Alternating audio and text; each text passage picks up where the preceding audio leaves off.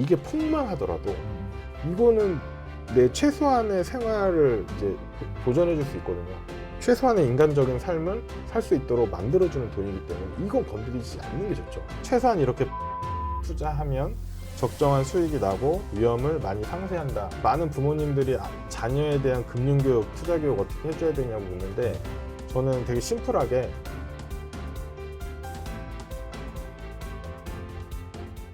네, 행부 반갑습니다. 오늘은 내 아이를 위한 마법의 돈 굴리기 책을 저술하신 김성일 작가님 모셨습니다. 작가님 반갑습니다. 네, 안녕하세요. 반갑습니다. 네. 저는 주로 자산 배분 투자에 대해서 연구를 하고 실제로 제가 투자를 하고 있고 그러면서 자산 배분과 관련된 책들을 쭉 써오고 있어요.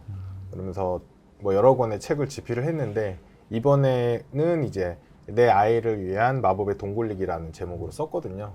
이 책을 쓴 이유가 주변에 이제 뭐 선후배나 직장 동료들이 많이 물어보세요. 우리 아이 세뱃돈 받은 거 아니면 뭐 할아버지 할머니한테 용돈 받은 거 꽤 큰 금액들을 받잖아요. 이걸 어떻게 굴려야 되냐 그걸 많이 물어보세요. 그래서 이제 구두로 많이 답변을 드렸었어요. 이렇게 하면 돼 이렇게 하면 돼 라고 답변을 드렸고 그리고 또 증여를 또 어떻게 해야 되냐 이런 것들을 많이 답변을 드렸던 내용을 좀 엮어서 책으로 좀 내게 됐습니다. 저도 책을 이제 살펴봤는데 사실 저는 굉장히 어렸을 때부터 사실 초등학교 때부터 좋은 아빠가 되는 게 하나의 꿈이었어요.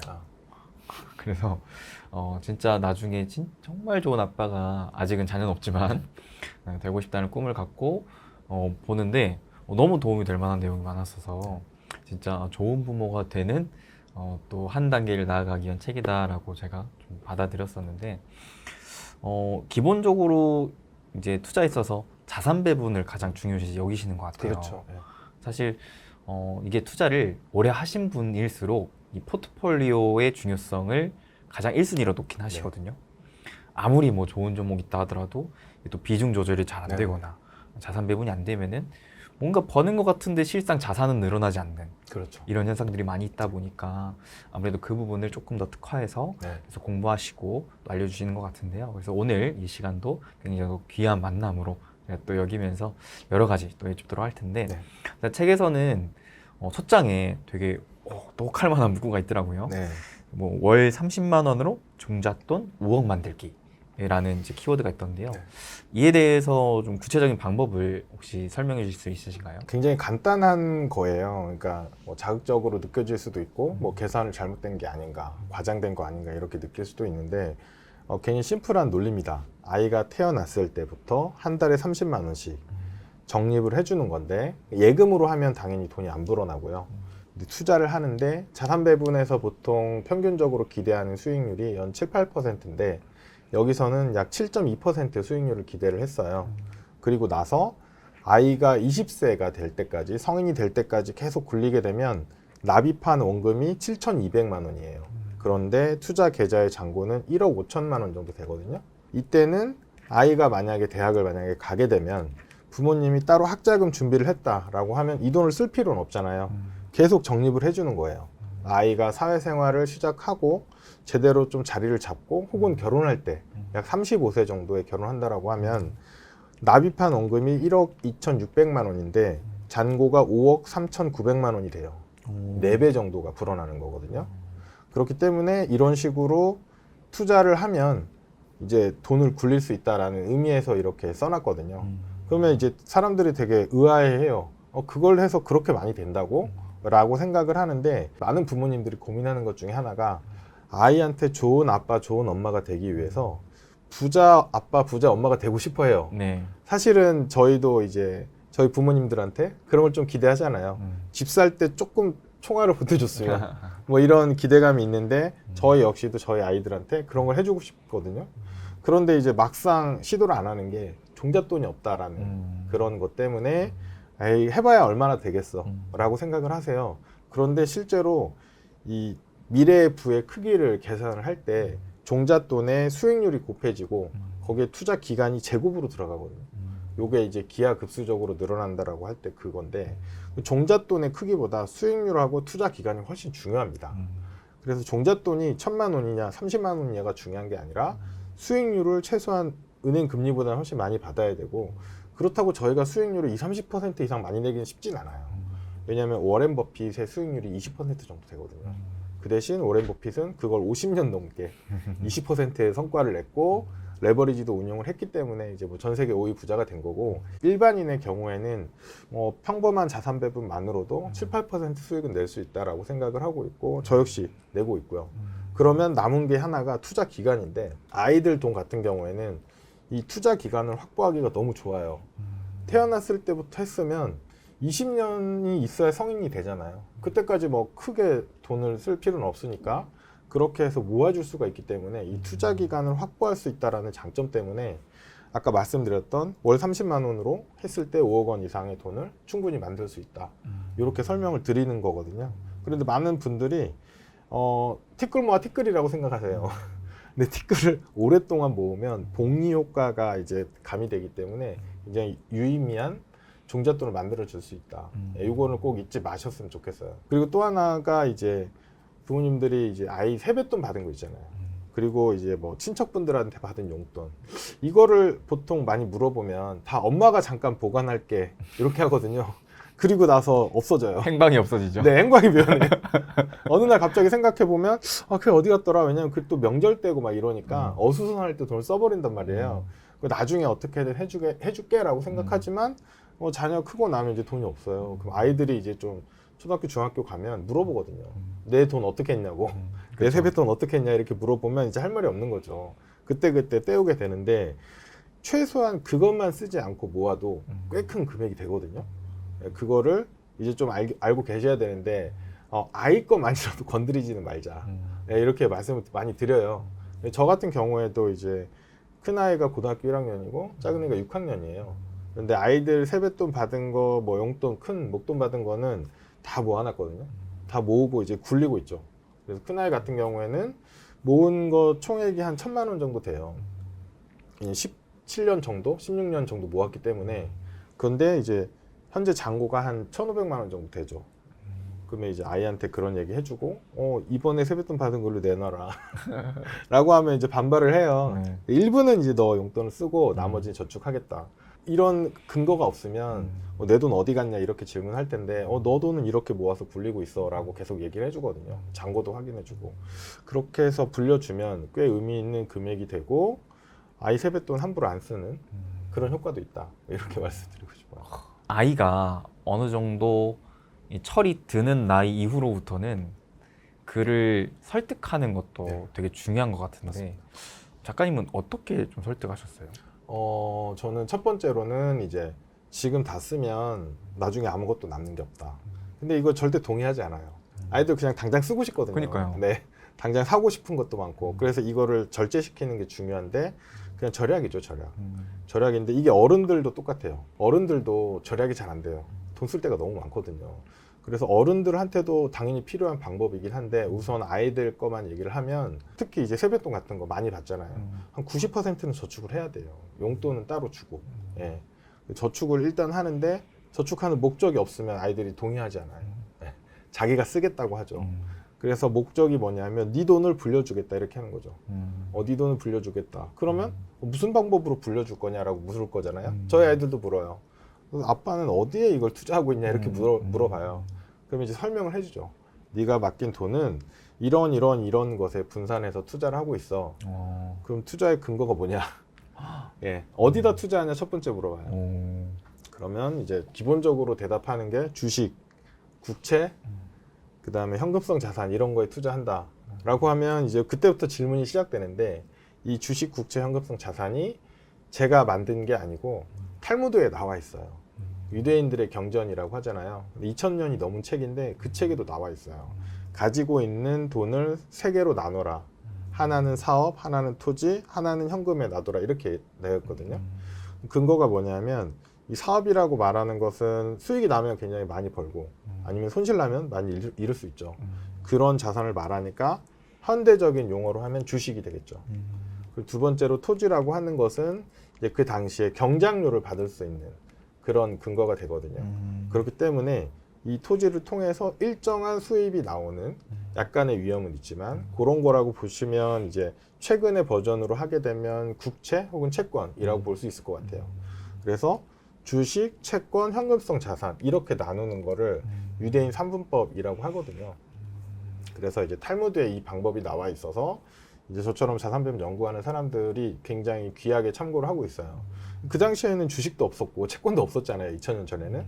근데 경험적으로 안 거죠. 한 군데에 전부 다 돈을 넣어놓으면 위험할 수 있다. 그래서 분산하자 이렇게 하는 거고, 거기서 이제 저 같은 경우에는 한 가지 더 나가는 게, 기본적으로 이제 주식이라면 과연 어느 나라 주식을 살 거냐 이런 질문이 나오잖아요. 그러면 미국 주식 요즘에 유행하니까 미국 주식 살 거냐, 아니면 우리는 한국에 사니까 한국 주식 살 거냐. 그러면 이제 저 같은 경우에는 분산을 해요. 분산의 근거는 서로 움직임이 다르기 때문에 한국, 미국 주식으로 분산을 하고, 두 번째 국채 같은 경우에도 한국 국채, 미국 국채 이렇게 나눕니다. 통화 같은 경우에도 저희는 다 원화로 가지고 있잖아요. 근데 달러와 원화가 다르게 움직여요. 그게 이제 환율이 올랐다 떨어졌다 한다는 그거잖아요. 그래서 통화 분산도 하고, 그리고 금 같은 경우도 이제 포함을 합니다. 금 같은 경우가 다른 자산들하고 다르게 움직여요. 달러가 빠지면 금이 오르고 이런 식으로 다르게 움직이거든요. 그래서 이런 보통 6가지 자산에 나눠서 넣는데, 아이한테 이렇게 설명을 해줘요. 금 같은 경우는 알아들어요. 금반지, 금목걸이가 있으니까 바로 알아듣는데, 나머지는 좀 어려워하죠. 그렇죠. 보이는 게 아니니까. 네, 보이는 게 아니니까. 근데 이제 달러 같은 경우에는 그래도 알더라고요. 달러가 뭔지 알아요. 초등학교 저학년 때인데 미국 돈이잖아. 오. 네네. 그 정도 알고 있고, 그럼 뭐 환율이 얼마인 줄 알아? 정확히는 모르는데 뭐 1달러에 1,000원, 뭐 1,100원 뭐 이런 거라는 것 정도는 알아요. 그렇게 해서 설명을 해주고, 그럼 주식 얘기하고 채권 얘기 넘어가기 시작하면 애들이 지루해요. 그래서 어쨌거나 내 돈이 불어났어. 이게 결론이거든요.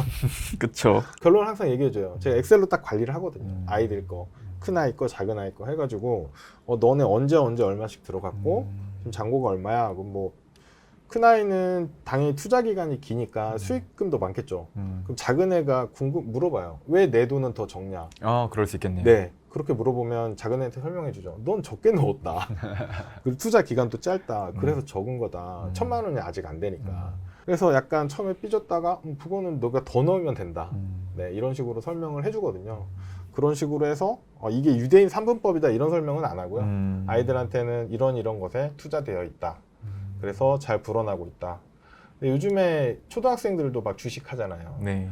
작년에 저희 아이 작은 애가 같은 반 친구가 테슬라에 돈을 많이 넣었다가 손실을 많이 봤다는 얘기를 저희 아이 친구들이 저희 집에 놀러 왔다가 그 얘기를 하는 거예요. 그래서 이제 얘기를 나누는데, 주식을 하는 친구가 여럿 있더라고요. 저희 아이는 아직 직접 하진 않는데. 그러면서 이제 자연스럽게 또 그런 얘기도 하죠. 그러면 너는 아저씨는 어떻게 해요? 아저씨는 애들 거 이렇게 하고 있어. 뭐 이런 식의 얘기들을 하고, 이게 얘기 나누기도 굉장히 좋은 것 같아요. 네, 그 소재가 있으니까. 그리고 이걸 자주 하면 애들이 싫어하잖아요. 지루하니까. 그래서 가끔 해요, 가끔. 아이들이 물어볼 때, 그리고 명절 때, 그리고 뭐 고향에 갔다 왔을 때, 이렇게 목돈이 생겼을 때 그걸 이렇게 받으면서 내 화제를 꺼냅니다. 항상 이제 주게 되죠. 너 돈 이미 이만큼 됐어. 뭐 이런 식으로 얘기하고요. 그리고 이제 가끔 이제 아이들이 돈 쓰고 싶을 때가 있어요. 이제 큰애 같은 경우에는 중학교 때 매번 이제 엄마 아빠한테 핸드폰을 물려받았었어요. 그러다가 한 번은 자기가 신상 핸드폰을 너무 사고 싶은 거예요. 그래서 도저히 안 되겠어서 이제 합의를 본 게 뭐냐면, 그럼 네 돈으로 사자. 네, 네 돈으로 사. 오케이. 왜냐면 여기는 아이들은 자기 돈 쓰는 거에 대한 개념이 없잖아요. 네. 그 대신에 설명을 해줬어요. 너 원금이 1,000만 원인데 지금 1,500만 원이 됐고 여기서 100만 원을 찾아서 쓸 거야. 오케이 해서 실제로 그걸 찾아 썼거든요. 그러면 이제 투자에 대한, 금융에 대한 지식이 공유가 좀 되는 것 같아요. 그러면서 너는 찾았었지만 원금이 훼손되지 않았어.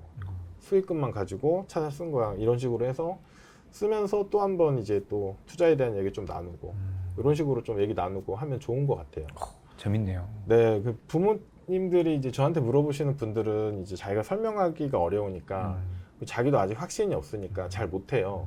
그런데 이 책에서 제가 유대인 얘기를 몇 가지 꺼낸 이유가 뭐냐면, 유대인들 같은 경우에는 성인식을 13세에 한대요. 네. 13세에 성인식을 할 때 굉장히 크게 하면서 거의 그 재산을 증여하는 수준의, 그러니까 수천에서 수억 단위의 그 용돈을 이렇게 모아서 준대요, 축의금을. 13살 때. 네. 13살 때 뭐 수천만 원에서 수억 원을 준다고 합니다. 거의 유산을 주는 것처럼 큰 돈을 주는데 이때 이 유대인 아이들한테 모여 있는 돈을 부모님이 계속 굴려준대요. 성인이 될 때까지. 그래서 20살 때 혹은 이 대학 졸업할 때쯤에 뭐 학자금으로 주거나 사업자금으로 이걸 준다고 해요. 그러면 그동안 어떻게 굴리냐라고 했을 때 이렇게 이미 탈무드에서부터 이제 내려온 이제 자산 배분, 포트폴리오 투자에 대한 지식이 있으니까 주식, 채권, 예금 같은 거에 분산해서 투자를 하다가 그 시기가 되면 아이가 원하면 돌려주는 거죠. 그럼 자연스럽게 아이들도 내 돈이 어디에 들어있는지 알고 있잖아요. 내 돈이 불어나는 걸 알고 있고 이건 내 돈인 거고 내가 찾아 쓸 수 있다는 걸 알고 있어요.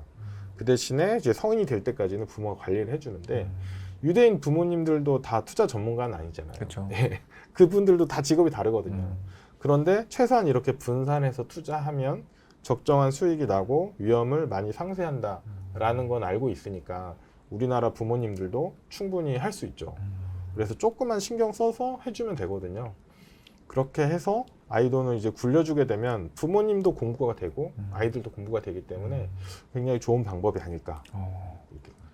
확실히 전 세계적으로 유대인이 어렸을 때부터 금융지식 수준이 정말 높잖아요. 네. 그게 또 이런 비밀이 숨어 있었네요. 네, 돈에 굉장히 밝은 민족이고 제가 책을 쓰면서 이제 유대인들에 대한 내용을 좀 조사를 많이 했어요. 생각보다 그 돈에 대해 밝고 왜냐면 그런 어떤 민족적인 그 뭐 유량했던 그런 것 때문에 있는 것 같아요. 그래서 그런 거는 확실히 많이 배워야 될 것 같아요. 저희 같은 경우에는 돈 얘기를 잘 못하게 하잖아요. 되게 많은 부모님들이 자녀에 대한 금융교육, 투자교육 어떻게 해줘야 되냐고 묻는데 저는 되게 심플하게 그냥 돈 얘기를 많이 하면 된다고 생각해요. 집에서 뭐 식사를 하면서든 뭐 하면서든 돈 얘기를 많이 하고 왜 공부하는지도 저는 이렇게 얘기를 하거든요. 아이들한테. 대학을 왜 가야 돼? 혹은 공부를 왜 해야 돼? 라고 물어볼 때 사실은 돈을 벌면 된다. 성인이 되면 누구나 돈을 벌어야 되고 돈 벌면서 사는데 아주 심플하게 설명해서 대학을 졸업한 사람과 고등학교만 졸업한 사람이 월급이 너무 많이 차이가 난다. 그거는 뭐 잘잘못을 떠나서 현상이 그렇기 때문에 너네가 같은 시간 일하면서 조금 더 많이 벌기를 원하고 있고 그리고 덜 힘든 일을 선택할 수 있는 기회가 많아진다. 그래서 대학을 가거나 공부를 하는 건 너네의 선택이다. 근데 돈을 벌고 쓰는 건 너네가 피할 수 있는 게 아니다. 이런 얘기 자꾸 해주거든요.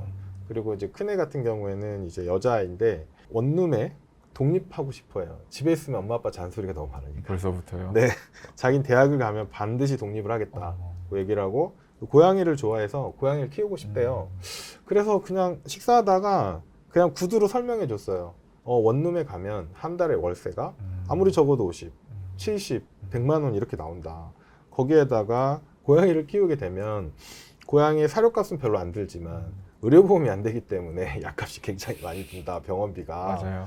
그러면 기본 30에서 뭐 4, 50까지 드는데 한 달에 너 핸드폰 비도 내야 되고 이런 걸 다 하면 뭐 150만 원, 200만 원 그냥 나간다.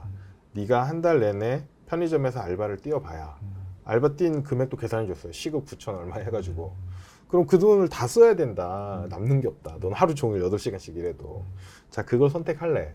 아니면 좀 참고 빡시게 대학을 다닌 다음에 직장을 들어가서 2배 이상 더 벌고 나서 이렇게 하는 걸 선택할래? 그거는 너의 선택이다. 나는 뭐 어느 것도 찬성 반대하지 않는다. 단지 계산은 해봐라. 약간 이렇게 얘기하거든요. 약간 팩폭이긴 한데 네. 계산을 해보고 선택하면 해야죠. 본인이. 그것까지 말릴 수가 없으니까. 그렇죠. 네. 그런 게 좀 재밌는 얘기인 것 같아요. 네. 아이들하고도 항상 그런 얘기를 하려고 노력합니다. 제가 되게 꿈꾸던 그 이상향의 아버지의 모습을 좀 띄고 계신 것 같아서 저도 되게 배울 점이 많은 것 같은데 혹시 저같이 이제 자녀가 아직 없거나 네. 아니면은 이제 막 자녀에게 뭔가 금융교육, 경제교육을 막 시작하려고 하는 부모님들에게 혹시 이것부터는 좀 하셔라 라고 할 만한 게 있을까요? 네. 첫 번째로 이제 보통 드리고 싶은 말씀이 뭐냐면 아이들을 낳으면 아이의 교육에 대한 뭐 영상도 보시고 책도 많이 읽으세요. 근데 그 대부분의 핵심이 뭐냐면 아이들은 부모가 하는 걸 보고 따라한다예요. 예. 부모가 집에서 책을 읽으면 아이가 책을 읽어요. 아, 그렇죠. 네, 부모가 TV를 보면 TV를 보고 부모가 스마트폰을 보면 아이도 스마트폰 봐요. 네.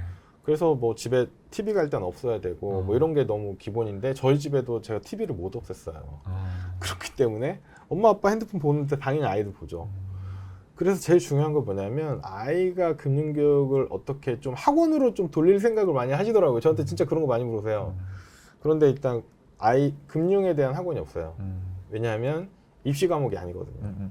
즉 다시 말해서 입시 과목이 아닌 분야를 공부시키는 거는 거의 온전히 부모 몫이에요. 근데 학원이 없으니까. 그리고 책을 추천해 준다 한들 아이가 그 책까지 읽긴 너무 힘들잖아요. 국영수 책도 읽기 힘든데 금융책은 더 재미없거든요. 일반적으로. 그래서 오히려 부모님이 본인이 스스로 금융 투자를 하고 하다 보면 공부가 되잖아요. 그 공부한 걸 자연스럽게 얘기를 나누면서 조금씩 익히게 하는 것만큼 좋은 교육이 없는 것 같아요. 그리고 금융교육은 이제 금융투자에 대한 지식은 부모님들 다 필요하세요.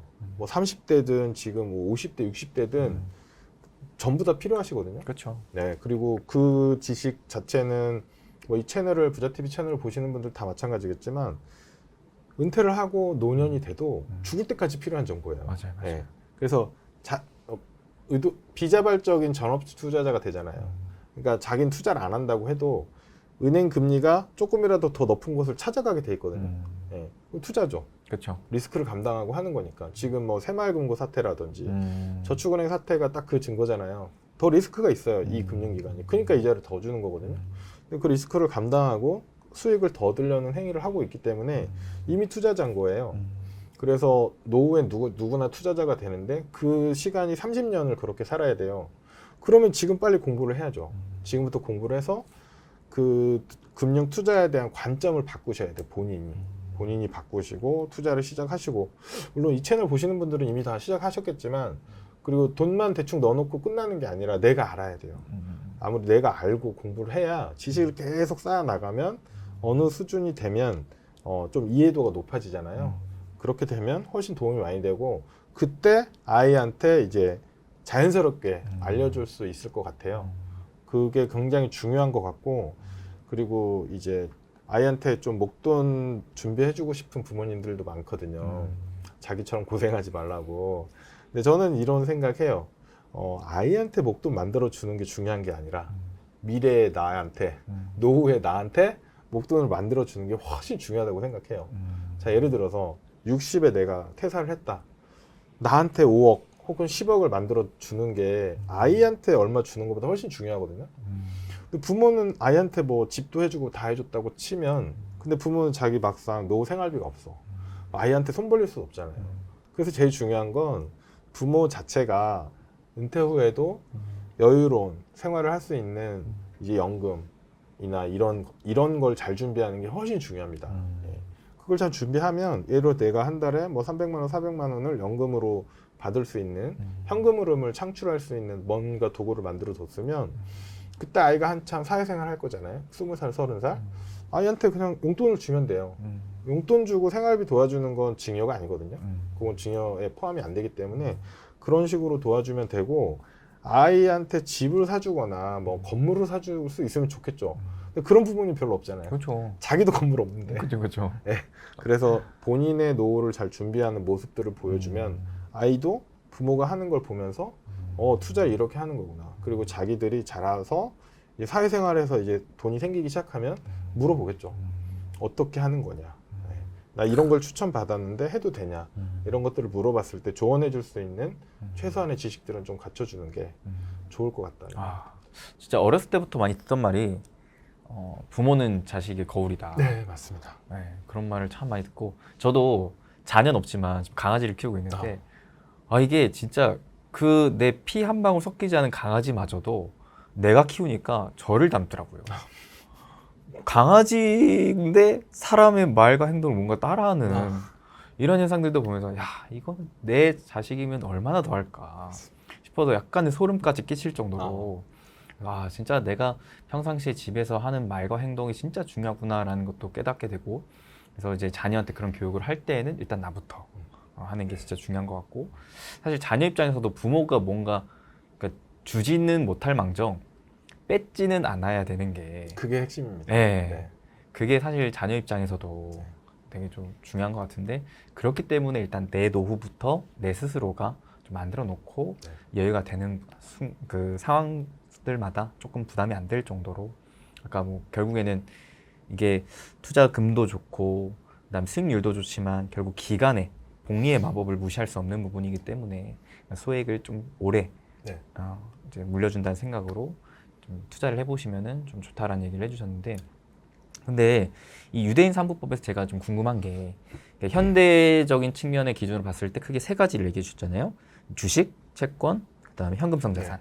근데 이 세 가지에 대한 자산에 있어서 비중은 어떤 식으로 관리하는 게 좋은 건가요? 그렇죠. 그 비중에 대한 질문도 굉장히 많이 나와요. 가장 어렵고 네. 답이 없습니다. 그래서 비중에 대해서 이제 제가 석사를 할 때 금융화학을 전공을 했거든요. 논문을 쓸 때 되게 많은 자료를 봤어요. 이제 가장 자산 배분을 오래 했고 데이터로 증명된 곳들이 연기금이에요. 수천억, 뭐 조, 수백 조의 돈을 관리를 하고 있고 수십 년을 하고 있잖아요. 그리고 레포팅이 돼 있어서 과거 데이터들을 확인할 수 있는데 굉장히 유명한 연기금들의 자산 배분 비율을 보면 공통적 특징이 없어요. 예를 들어서 이제 캐나다나 이제 미국의 연기금 같은 경우가 되게 운용을 잘한다고 알려져 있어요. 수익률도 높고. 거기 같은 경우에는 일단 주식 비중이 많아요. 한 전체 포트의 50% 정도 혹은 그 이상이 주식 비중인데 또 그 주식 비중도 미국 연기금은 미국 주식을 많이 갖고 있고요.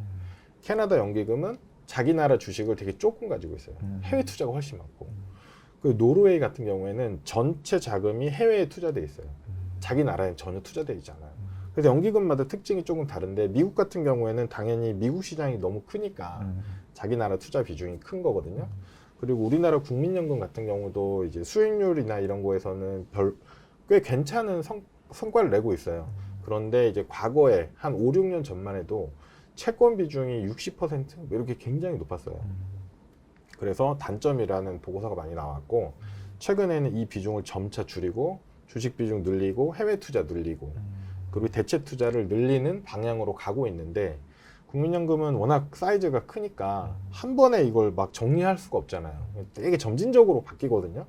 그런데 일단은 그 추세 자체를 보면 뭐 우리나라든 해외든 주식 비중이 기본적으로 한 절반 이상 차지하고요. 그리고 그 주식의 변동성을 커버해 줄 수 있는 채권이나 대체 투자를 나머지 반반 정도로 하는 데가 많아요. 근데 이게 공통적이거나 통계적이진 않아요.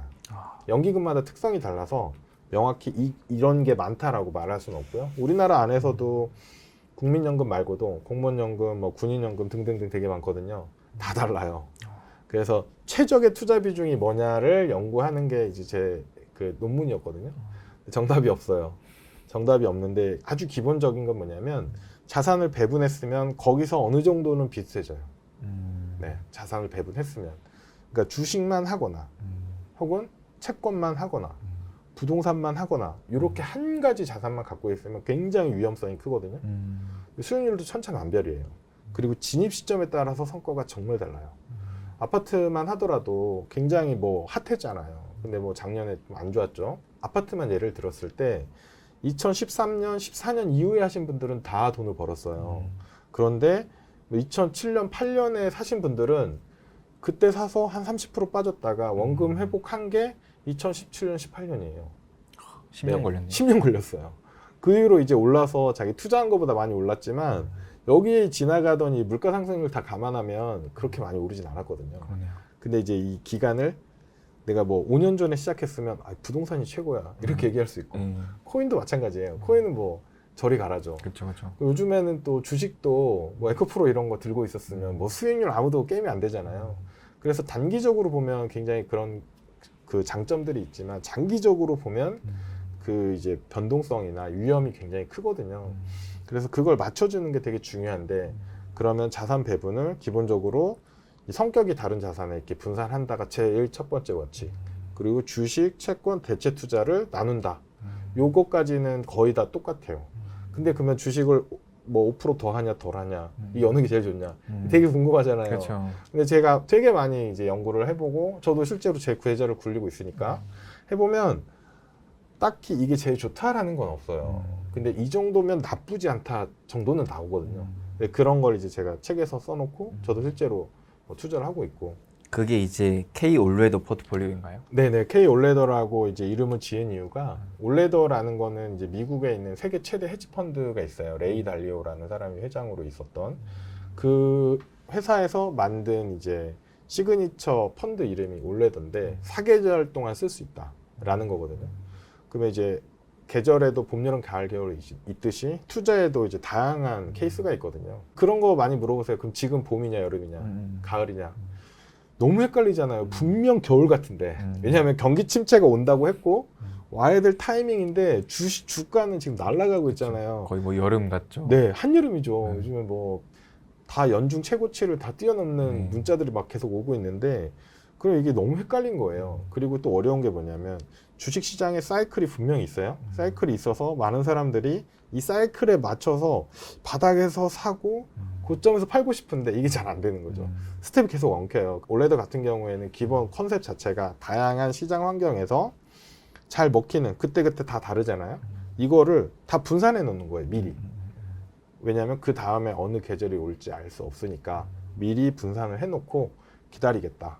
그리고 그럼 자산 가격이 올랐다 떨어졌다 하잖아요. 쌀 때 사고 비쌀 때 파는 걸 계속 반복하는 걸 리밸런싱이라고 하거든요. 리밸런싱을 통해서 시장에 대응하겠다가 이제 올레더의 기본 컨셉이에요. 근데 그 미국에서 나온 올레더는 기본적으로 미국 투자자들을 위해서 이제 오픈된 정보들이 있어요. 그렇기 때문에 달러 베이스예요, 전부 다. 그런데 우리나라 투자자한테 더 유리한 점이 있거든요. 우리나라가 미국보다.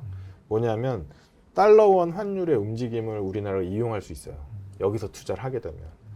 뭐 미국 S&P 500 같은 경우에도 미국인들은 그냥 S&P 500 자체의 움직임만 투자를 하면 우리는 그거에 달러 움직임이 섞여 있는 환노출 상품 같은 걸 투자할 수 있거든요.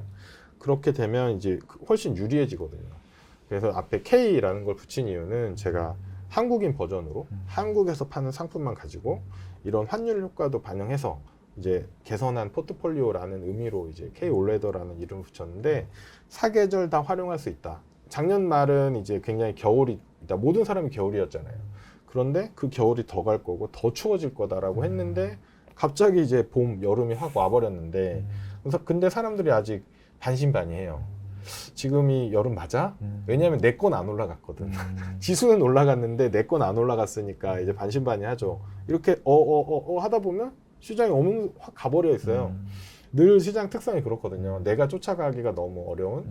그렇기 때문에 이제 자산 배분은 기본적으로 다 분산을 해놨으니 작년 가을에 뭐 작년에 이제 올랐던 달러 같은 걸 팔아서 사둔 주식이 올 초부터 확 올라줘가지고 또 올라주고 그럼 지금 또 달러 또 싸졌잖아요.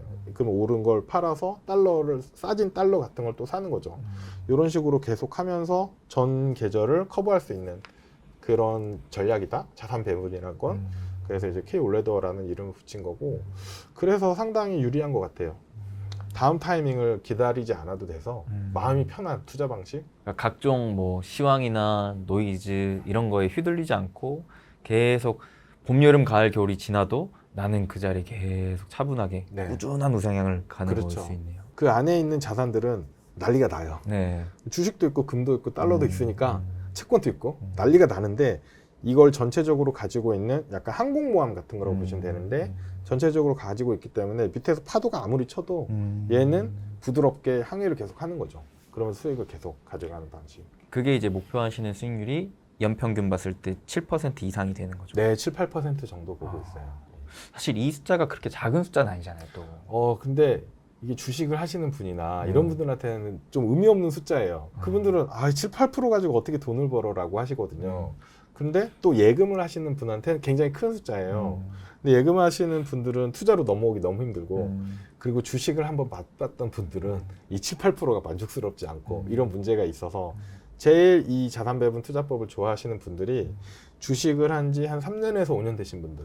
왜냐하면 큰 수익도 맛봤다가 큰 손실도 맛봤다가 근데 한 번씩 이 출렁거림을 겪어보면 한 5년 지났는데 남는 게 없네. 난 분명히 3배 번 주식도 사본 적이 있고 그리고 반토막도 나보고 막 해서 막 이것저것 해봤어. 미국 것도 사보고 한국 것도 사봤는데 한 4, 5년 지났는데 남는 게 없네. 난 무지하게 힘들고 바빴는데 그리고 계좌가 계속 마이너스야. 뭐지? 약간 멘붕됐을 때 자산 배분이란 걸 공부를 하시면 되게 피드백이 좋아요. 저한테 이제 막 메일 보내시는데 아, 내가 왜 그 정신 없었는지 알겠고 내 투자를 어떻게 해야 되는지 알겠다. 이런 피드백이 많이 오거든요. 근데 이게 제가 보기에는 가장 기본적인 투자법이에요. 왜냐면 초등학교를 가면 전 과목을 공부하잖아요. 국영수, 사회 뭐. 왜냐면 나중에 이 사람이 어떤 걸 하고 살게 될지 모르니까 세상에 있는 다양한 분야들을 알려주려고 공부를 하는 거고, 고등학교 정도 가면 뭐 인문계, 자연계 조금 나눠지고, 대학을 갈 때 전공이 선택이 되잖아요. 근데 투자는 거꾸로 하거든요. 8살 아이한테 너 영문학과 갈래, 컴공과 갈래 하는 거랑 비슷한 게, 투자를 시작한 분이 가치 투자를 할까, 아파트 경매를 할까, 뭐 이런 거 고민하는 거랑 비슷하다고 봐요. 최소한 주식은 어떤 수익이 나고 어떤 위험이 있는지, 부동산은 어떤 특징이 있는지를 알아야죠.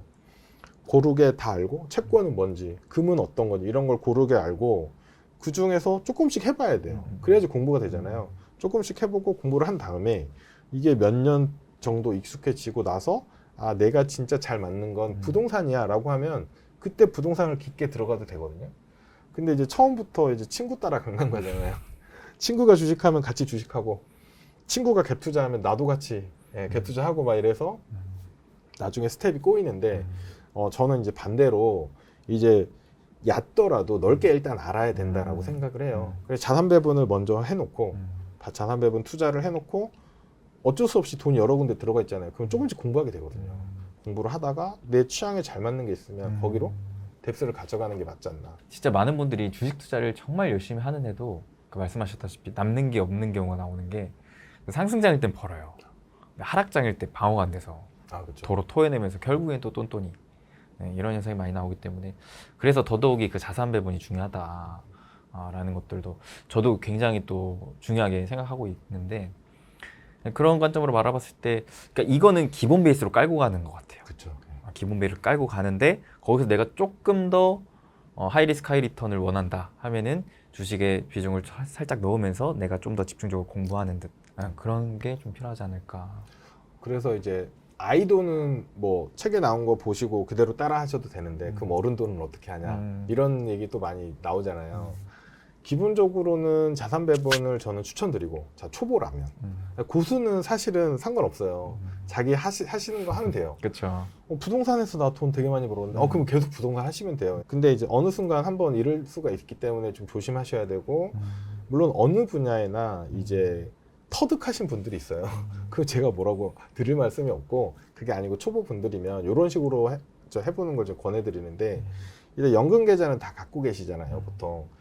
연말정산 세액공제를 위해서라도 이제 납입하고 계실 거예요. 안 하고 계셨으면 하셔야 돼요.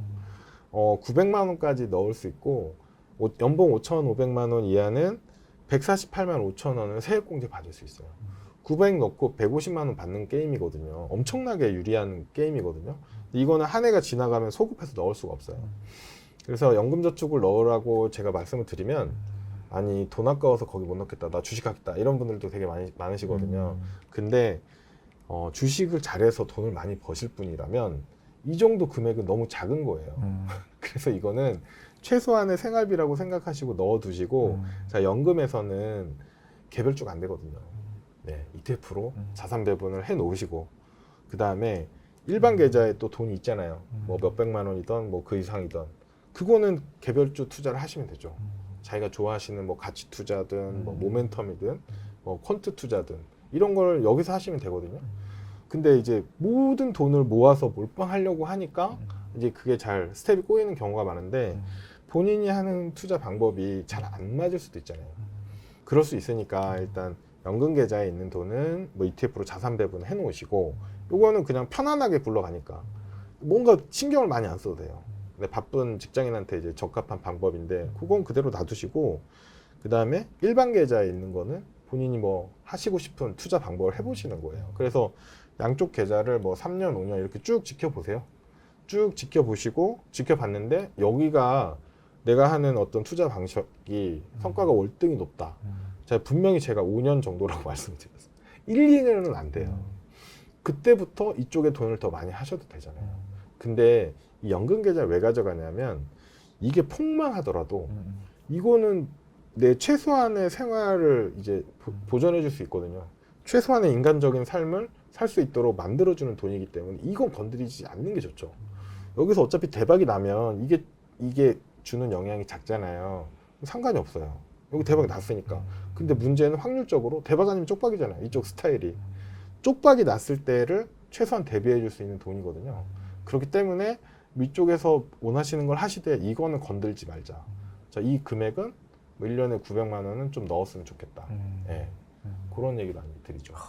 그러면 이 K 올레드 포트폴리오가 아까 얘기하셨던 뭐 주식, 채권, 현금성 계좌 이 세 가지를 고루 좀 포트폴리오를 구성한 건가요? 네네, 맞습니다.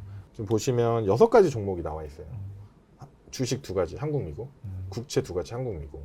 그 다음에 금, 그 다음에 현금성 자산. 이 6개인데 달러가 어디 있느냐? 요 안에 환 노출 ETF들이 있어요. 그래서 미국 주식, 미국 국채, 금 같은 경우에는 환 노출 상품이라서 달러에 투자된 효과가 포함되어 있어요.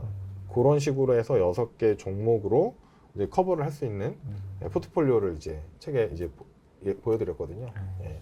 그 정도 수준이면 저는 무난하다고 생각이 들어요. 6개도 많다고 하시는 분들도 많으세요. 딱 하나만 골라달라.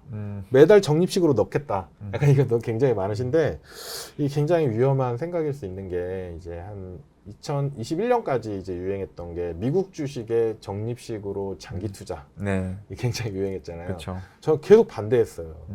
왜 반대했냐면 미국 주식이 우리가 겪은 시간 동안은 굉장히 좋았어요. 2009년부터 전 세계 거의 원탑이었으니까. 그전 10년을 보면 신흥국이 훨씬 좋았어요. 예, 미국보다. 그렇죠, 그렇죠. 예, 한국도 굉장히 좋았고 네. 신흥국 국가들 대부분 미국보다 월등한 성과를 냈거든요. 그래서 2010년대에는 미국이 신흥국보다 연 10%포인트 더 높은 성과가 났고 그전 10년은 신흥국이 오히려 10%포인트 더 높은 성과가 났어요.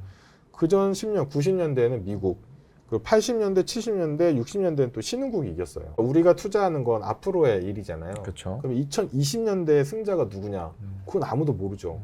저는 그래서 이제 미국이 질 거다라는 얘기가 아니라 모른다. 그렇기 때문에 미국이랑 신흥국의 대표로 한국 이런 걸 넣는 거고, 근데 분산하자고 하는 거예요.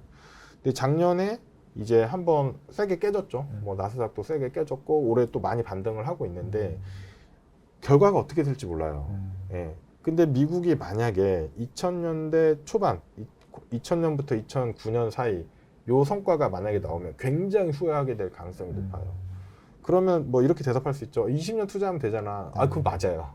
근데 20년 할 수 있냐? 이게 질문해봐야 되거든요. 네. 절대 쉽지 않습니다. 10년 동안 이렇게 행보하잖아요. 신흥국은 이렇게 올라가는데 미국이 이렇게 행보했거든요. 10년 동안 행보하면 다들 지쳐서 낮아빠질 가능성이 굉장히 커요.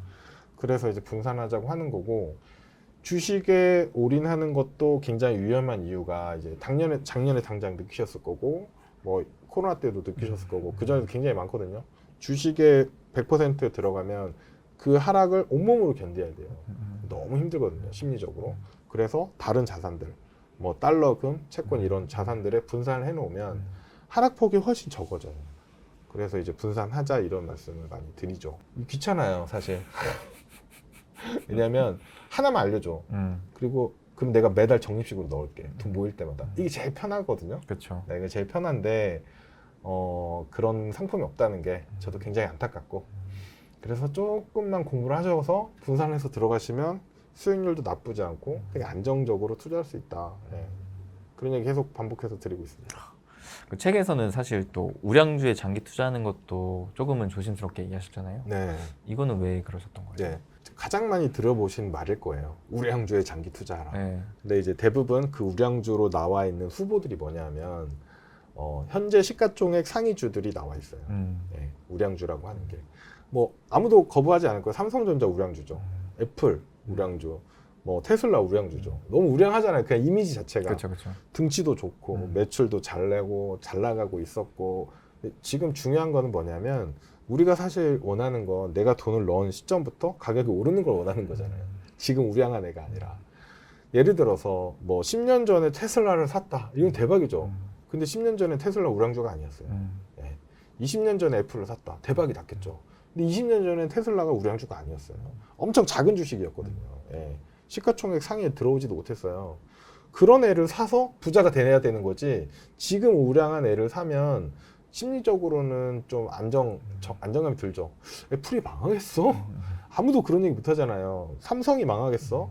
근데 이 휴대폰 시장을 간단히 보면 20년 전에는 전 세계 휴대폰을 다 사로잡은 게 그 노키아였어요. 예, 노키아라는 회사가 있었거든요. 그 회사가 전 세계 휴대폰 시장을 다 사로잡았어요. 지금은 이제 삼성이랑 애플이 나눠먹게 하고 있지만 그때는 과연 삼성이랑 애플이 이 정도로 클 수 있을까? 아무도 몰랐던 거죠. 물론 이제 사람들은 뭐 지금 애플의 성공을 다 봤기 때문에 그 뭐 혁신 DNA가 있어서 또 다른 걸 또 만들어낼 거라고 생각할 수는 있는데 애플만 할 수 있는 건 아니잖아요. 구글이 지금 뭐 원탑이지만 지금 뭐 챗GPT 나오면서 약간 흔들흔들하고 있잖아요. 그쵸. 구글은 2000년에는 아무것도 아니었어요. 네. 그때는 야후나 이런 다른 애들이 그쵸. 검색 시장에 다 잡고 있었거든요. 그러면 지금 우리가 알고 있는 우량주가 10년 후에도 우량주냐, 탑10 안에 들어갈 거냐, 그건 아무도 보장하지 못합니다. 과거 10년 전, 20년 전을 보면 MS 정도만 남아있거든요. 탑10 안에. 맞아요. 예, 그러면 지금 우량주라고 해서 미래에도 우량할 건지, 그리고 탑10 안에 남아있을 수는 있는데 내가 돈을 벌지는 또 다른 문제거든요. 그럼 오히려 그냥 지수를 사는 게 우량주 사는 것보다 더 성과는 나을 수 있어요. 실제로 이제 연구한 조사들에 따르면 지수에 하면 탑 5% 안에 들어가거든요. 그러면 그냥 지수를 사는 게 훨씬 편하죠. 1등을 살 수 있다라고 이제 생각하시는 분들 되게 많으실 텐데, 여기 최근에 그 엔비디아라는 흥미로운, 예, 작년에 그 탑10 애들이 다 망가졌는데 작년에 엔비디아를 그렇게 많이 얘기한 사람 많이 없었어요. 뭐 테슬라, 애플 이런 거 많이 얘기했지만, 근데 올해 엔비디아 상승률이 완전 압도적이잖아요. 그쵸, 그쵸. 예. 다른 애들은 작년 고점을 회복하지 못했어요. 60% 빠졌다 60% 올랐기 때문에 한 마이너스 한 40% 수준인데, 엔비디아는 뭐 올해 150% 170%만 올라버렸기 때문에 원탑인데, 그러면 작년 말 올 초에 엔비디아를 우량주라고 선택할 수 있었나? 아니잖아요. 우량주 장기 투자 할 거면 지수 장기 투자가 낫잖아요. 예. 훨씬 이제 성공 확률이 높아지죠. 그럼 미국 지수냐? 아니, 미국이랑 한국이랑 같이 가면 좋겠다. 이런 게 제 접근 방법이거든요.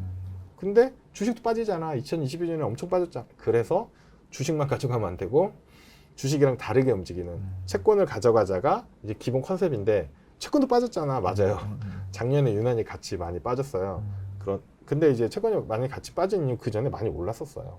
그래서 주식 채권만 가지고는 안 된다라는 거고, 그래서 이제 달러, 금, 현금성 자산을 같이 가져가자는 게 컨셉이고, 이게 뭐 작년 시장을 보고 나서 이런 걸 만든 거 아니냐면 전혀 아니고, 이미 제가 첫 책을 쓴 지가 뭐 7, 8년 됐기 때문에 그때부터 이제 똑같은 논리로 말씀을 드리고 있어요. 그런 식으로 접근하면 투자가 훨씬 편안하게 다가올 것 같습니다. 최근에도 이에 대한 기준으로 실제 투자도 계속 진행하고 계시잖아요. 네네. 그에 대한 성과도 계속 연 평균 수익률이 나오고 있는 상황인 거죠? 제가 2019년에 마법의 연금 굴리기라고 해서 연금 계좌에서 투자할 수 있는 방법에 대해서 책을 냈어요. 그리고 나서 연금 계좌 특징이 돈을 넣고 빼기가 어렵잖아요. 네, 세금이 많이 나가기 때문에 입금도 한계가 있고, 그래서 제 연금저축 IRP 계좌에 대해서 이제 2019년 초부터 계좌 공개를 하고 있죠. 4년 반 정도 됐는데 뭐 잔액이랑 다 공개를 하고 있어요. 뭐 엄청나게 큰 금액은 아니어서. 그리고 그 계좌에 입출금 없고 이게 맞다라는 어떤 독자들하고 교류하기 위한 걸 하고 있고, 누적 수익으로 보면 지난달 말에 6월 말 기준으로 하면 IRP 계좌가 한 39% 누적, 연환산으로 7.7% 정도 나왔어요. 그래서 뭐 그 정도 수익은 나온다라는 거 얘기 드릴 수 있을 것 같고, 이제 꾸준히 해야죠. 네, 왜냐하면 하다가 이게 좀 손실 나면 안 하거든요. 아, 이거 아닌 것 같아. 또 딴 거 찾아보고 하는데, 저 그렇게 공부하는 건 나쁘지 않다고 생각해요. 다만 연금 계좌만큼은 자산 배분으로 좀 놔두자. 뭐 2차 전지 하고 싶겠지만 2차 전지는 일반 계좌에서 사셔도 되잖아요. 예. 2차 전지 ETF는 일반 계좌에서 사시고 여기는 좀 분산해서 가시면 어떨까. 예. 전쟁을 할 때에도 내 본진을 잘 지켜놔야 계속 공격도 할 수 있는 건데, 이게 내 본진까지 다 싸그리 네네네. 가지고 또 전쟁을 하다 보면 빈곤관이 털릴 수도 있기 때문에 맞습니다. 네, 혹시 모르는 거니까 네, 일단은 좀 본진부터 잘 정비하자는 차원에서 연금 저축계좌 요거는 지금 이제 말씀하신 게 이제 그 투자 전략에도 있는데 코어 세틀라이트라고 핵심 위성 전략이라고 있잖아요.